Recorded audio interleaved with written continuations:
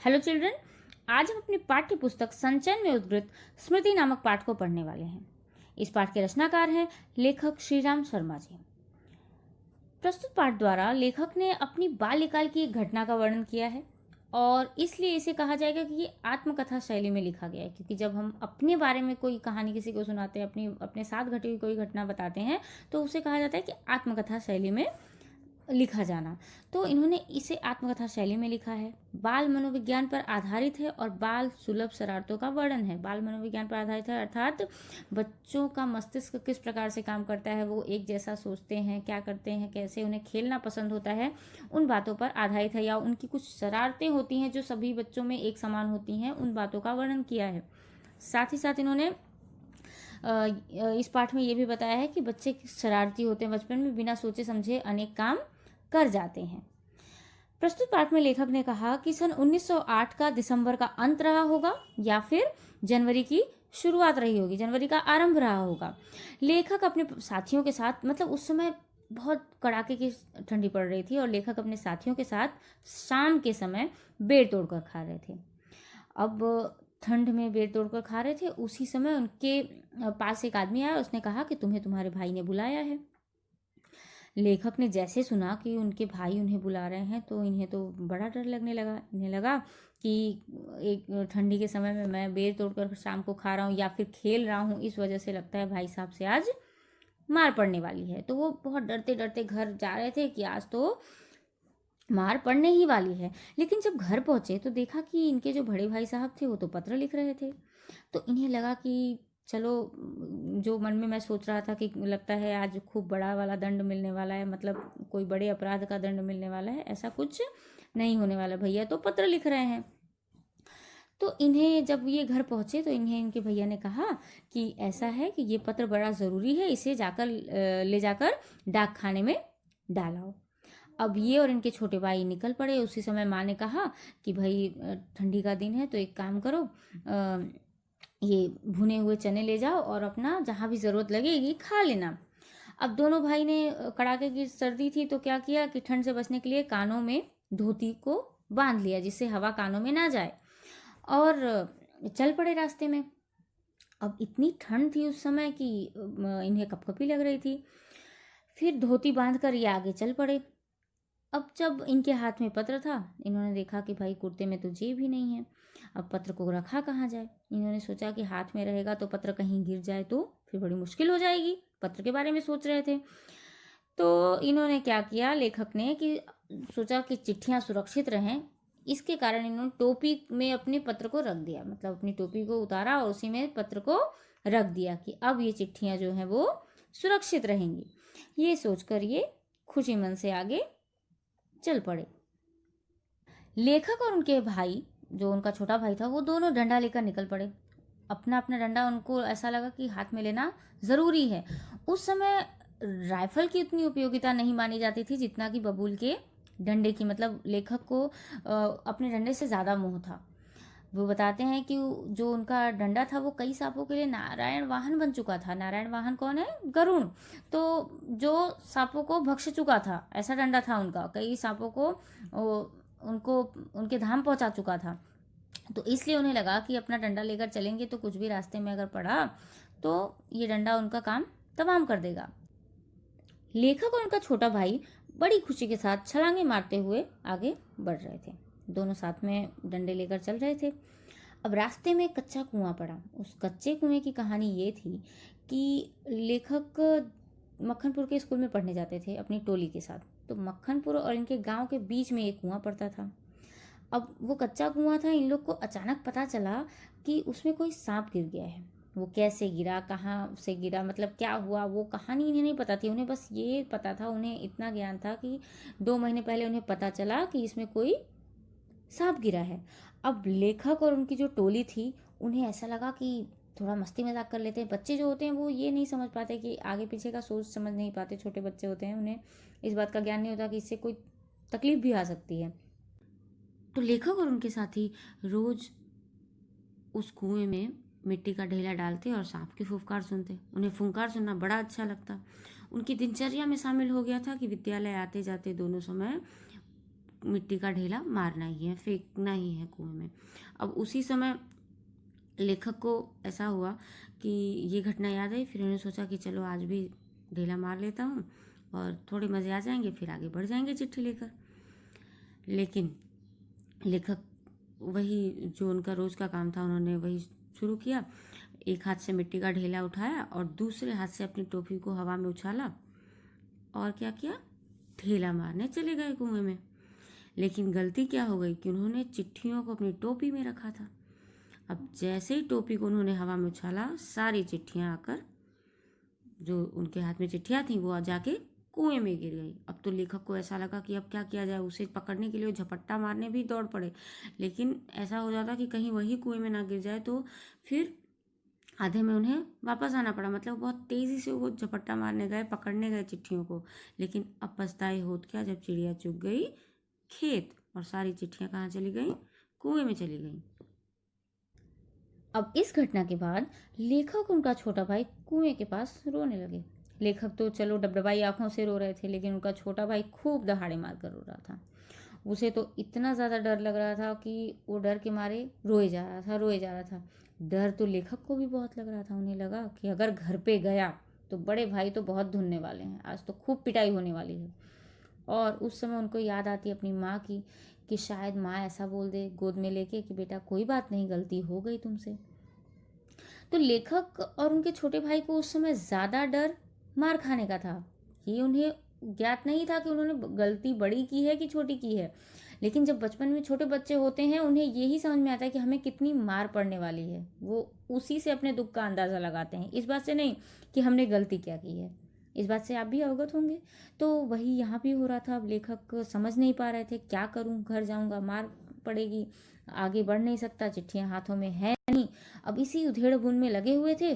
उसके बाद उनके अंदर से आवाज़ आई कि नहीं, अब तो मुझे चिट्ठियाँ निकालनी ही है, कुछ भी हो जाए। उन्होंने निर्णय कर लिया कि अब मैं क्या करूँगा, कुएं में उतरूँगा और चिट्ठियों को निकालूंगा। इतना बड़ा निर्णय उन्होंने क्यों लिया, पिटाई के डर से। उन्हें लगा कि घर जाके इतना मार खाऊंगा, इससे अच्छा है यही कर लेता हूँ, शायद सफल हो जाऊं। और कौन से कुएं में उतरने का प्रयास करना चाह रहे थे वो, उस कुएं में जिसके सांप को वो रोज परेशान करते थे, उसकी फुफकारें सुनते थे। वो उनका डेली का रिंगटोन था कि चलो भाई एक पत्थर मारते हैं और फुफकार सुन लेते हैं। अब उतरने का निर्णय तो कर लिया, सोच रहे थे कि चलो उतरेंगे, लेकिन अंदर से ये लग रहा था कि सीधा मौत के मुंह में जा रहा हूँ। उन्होंने सोचा कि चलो फल क्या मिलेगा उसका तो कुछ पता नहीं है, फल तो दूसरी शक्ति पर निर्भर है। अर्थात फल की चिंता कौन करता है, दृढ़ विश्वास से अगर हम अपने काम को करें, मतलब इस पंक्ति से ये आशा है कि अगर हम दृढ़ विश्वास से अपने काम को करें तो हमें सफलता ज़रूर मिलेगी। तो लेखक जो है अपने आप को खूब मोटिवेट कर रहे थे, खूब जागरूक कर रहे थे कि हाँ मैं सफल हो जाऊंगा और चिट्ठियाँ निकाल लाऊंगा, इतने ज़्यादा डरने की कोई बात ही नहीं है। अब कुएं में उतरा कैसे जाए, ये भी एक बहुत बड़ी बात थी ना, कि कुएं में उतरा कैसे जाए। लेखक ने सोचा कि जब दृढ़ निश्चय कर ही लिया है तो अब कुछ भी करके चिट्ठियों को तो मैं बाहर निकाल कर लाऊंगा। उन्होंने निर्णय लिया कि धोतियों को हम रस्सी बनाएंगे, एक रस्सी की तरह उसे प्रयोग करेंगे धोतियों का, और उसी के सहारे मैं नीचे उतर जाऊंगा। और मेरे पास मेरा प्यारा डंडा तो है ही, उससे सांप को मारूंगा और क्या करूंगा, फटाफट चिट्ठियाँ लेकर बाहर आ जाऊंगा। तो ये जो बोलते हैं कि ज़्यादा एक उनके अंदर विश्वास जाग गया था कि हाँ हाँ ऐसा ही होने वाला है, मैं जाऊंगा फटाफट और लेकर आ जाऊंगा। बस वो हैंगिंग गार्डन में ही तो जाने वाले थे। ये सोचकर उन्होंने सोचा कि चलो अब कुछ भी हो जाए। फिर आगे सोचते कि चलो अब कुछ भी हो जाए, चाहे चिट्ठियाँ बाहर आएंगी या फिर मैं मौत के मुंह में जाऊंगा, कुछ भी होगा पर करना तो है ही। इनका भाई ये देखकर और रोने लगा। इन्हें लगा ये और दहाड़े मार रहा है तो और मुझे परेशान कर रहा है। वो इसलिए रो रहा था कि उसे लगा कि अभी तो चिट्ठियाँ ही गई हैं, ये तो भैया भी उसी में जाने की बात कर रहे हैं, अब तो मैं अकेला ही बचने वाला हूँ मुझे लग रहा है। और तुम नीचे जा रहे हो, अंदर अंदर सोच रहा था कि भैया तुम नीचे जा रहे हो, क्या कांड, अभी कांड पे कांड, कितना कांड करोगे। इसी टेंशन में वो पड़ा हुआ था और रोए जा रहा था, रोए जा रहा था। अब वो बोल तो नहीं रहा था, लेकिन उसे पता था कि जो मौत रूपी फन है वो अंदर धरातल पर अपना फन फैलाए हुए बैठी हुई है। अब छोटे भाई की धोती भी ले ली गई और इनकी धोती भी ले ली गई, उसी की एक रस्सी तैयार की गई। अब लेखक धीरे धीरे क्या करने लगे कि कुएं में उतरने लगे। उतर भी गए। उन्होंने सोचा कि क्या किया जाए जिससे मैं चिट्ठी को भी पालूं और सांप मुझे कुछ करे भी ना, और मैं आराम से चिट्ठियों को लेकर निकल जाऊं। अब वो पैर रख रहे थे, मिट्टी गिर गई, सांप फुफकार मारने लगा। लेकिन फिर धीरे धीरे ये उतरे और उन्होंने सोचा कि मैं डंडे से चिट्ठियों को खींच लूंगा। अब कि डंडे से चिट्ठियों को खींचने जाते तब तक सांप ने क्या किया कि इनके डंडे पर वार कर दिया, क्योंकि इनका जो डंडा था वो उसकी पूंछ के पे जाके गिरा, जाके लग गया हल्का सा। तो उसने क्या किया, डंडे पर वार कर दिया। अब जैसे ही उसने डंडे पर वार किया, लेखक के हाथों से डंडा छूट गया और ये तेज से चिल्ला पड़े। अब लेखक के भाई को लगा कि अब तो लेखक को सांप ने डस लिया और वो खूब तेज तेज से रोने लगा कि अब तो जो मैंने सोचा था वही हो गया। इधर लेखक सांप के साथ शीत युद्ध करने में लगे हुए थे।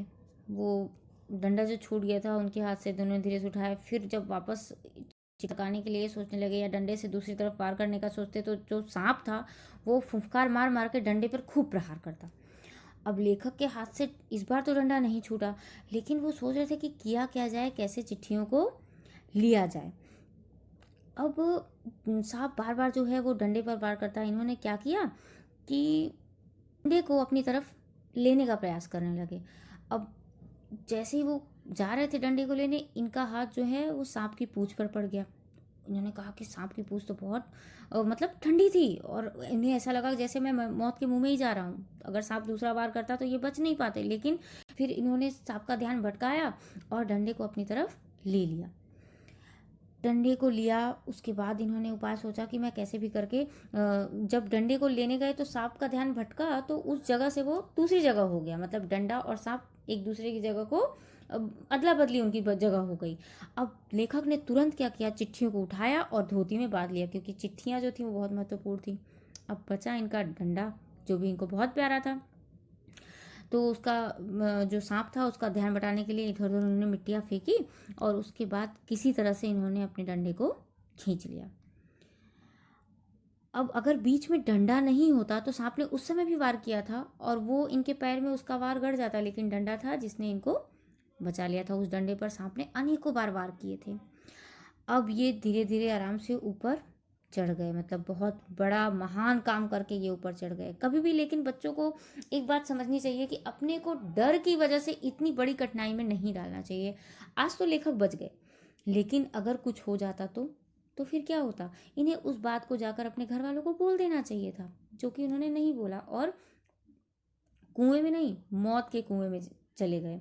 लेकिन इनका जीवन रक्षक भगवान, इनके जीवन रक्षक भगवान जो थे इनके साथ थे और ये बचकर ऊपर आ गए। 36 मतलब हाथों के सहारे ये 36 फुट ऊपर चढ़े। बहुत बड़ी बात थी, क्योंकि चिट्ठियां इन्हें मिल चुकी थी। ये ऊपर आए और अपने छोटे भाई से कहा कि हम इस बात को किसी को नहीं बताएंगे। ये बात समझ लेना कि इस बात को हमें किसी को बताना नहीं है। इन्होंने धोती कुर्ता पहना और फिर चल पड़े, जहाँ पे इन्होंने चिट्ठियाँ देनी थी वहाँ देने चले गए और सोच लिया कि अब इस बात को हम किसी को नहीं बताएंगे। सर 1915 ईस्वी में जब लेखक ने 10वीं की परीक्षा पास की, तब अपनी माँ को इस बारे में बताया। उनकी माँ ने जब इस घटना को सुना तो बहुत भयभीत रह गई। वो शायद इस डर से डरी कि अगर उस समय उनके बच्चे को कुछ हो जाता तो वो क्या करती। उन्होंने अपने बच्चे को अपने पास बिठा लिया। जैसे यहाँ पर लेखक ने कहा, जैसे कि पक्षी अपने बच्चे को अपने पंख के नीचे छिपा लेते हैं, ऐसे ही उनकी माँ ने उन्हें अपने आंचल में छिपा लिया कि किसी तकलीफ से वो अपने बच्चे को, हर तकलीफ से, किसी तकलीफ से नहीं, हर तकलीफ से अपने बच्चे को दूर रख सके। और वो सोचने लगे कि अगर उस समय कुछ हो जाता लेखक को तो वो क्या करती। इस बात से हमें एक बात समझनी चाहिए कि कभी भी माता पिता के डर से हमें कोई भी ऐसा काम, आप सभी को ये बात ध्यान रखनी चाहिए कि कभी भी कोई ऐसा काम मत करो कि आप किसी गलत मार्ग पे चलो या आप किसी परेशानी में फंस जाओ। इससे अच्छा होगा कि आप अपने माता पिता से सत्य बोल दो। ज़्यादा से ज़्यादा डांट पड़ेगी, हो सकता है उन्हें गुस्सा है तो वो थोड़ा बहुत मारें, लेकिन माता पिता, हम बच्चों से बहुत प्यार करते हैं। हम सभी से, हम सभी के माता पिता अपने बच्चों से बहुत प्यार करते हैं। इसलिए इस बात को समझते हुए कि उनसे हमें कोई बात नहीं छिपानी चाहिए और किसी परेशानी में पड़ने से अच्छा है कि माँ बाप को सच बोल दिया जाए।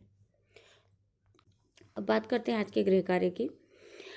आज का जो गृह कार्य है उसमें आपको लेखक की बाल्यावस्था का चरित्र चित्रण करना है। बाल्यावस्था का अर्थात लेखक बचपन में कैसे थे, उनका स्वभाव कैसा था, उस बारे में आपको लिखना है। एक दीर्घ उत्तरीय प्रश्न के उत्तर जितना बड़ा होगा ये उत्तर, आपको उसमें लिखना है कि लेखक का स्वभाव कैसा था और इसको भेज देना है। इस पाठ को अच्छे से समझिए। इसको पाठ्य पुस्तक में पढ़ना अत्यंत आवश्यक है। आप उसमें पढ़िएगा, उसमें कुछ शब्दों के अर्थ भी नीचे दिए हुए हैं, तो उनको समझते हुए आप इस पूरे पाठ को समझिएगा। हमने संक्षेप में इस पाठ को समझा और उम्मीद है आपको समझ में आया होगा। धन्यवाद।